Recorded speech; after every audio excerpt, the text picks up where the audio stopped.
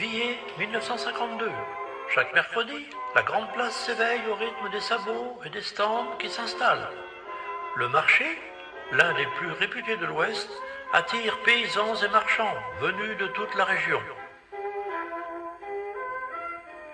4 ans plus tard, en 1956, une agitation d'un tout autre genre gagne la petite ville. Villiers va accueillir pour la première fois une course internationale de cyclocross, un événement extraordinaire, inédit, qui transforme le bourg en un théâtre à ciel ouvert. Et ce n'est que le début. Ce dimanche 18 mars 1956 marque la naissance d'un rendez-vous hors du commun, qui va se prolonger pendant 8 années, à travers 6 grandes courses internationales, et le championnat de France en 1961. Les familles sont de sortie. On vient à pied, à vélo, en mobilette, en traction ou en 203. Les hommes portent le costume et la cravate, le béret et le chapeau.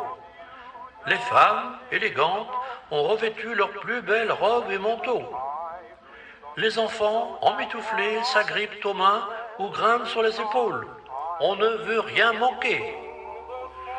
La foule, compacte, encourage, s'émeut, vibre à chaque passage des coureurs. Ce n'est pas qu'une course, c'est une fête, une parenthèse dans le quotidien rural.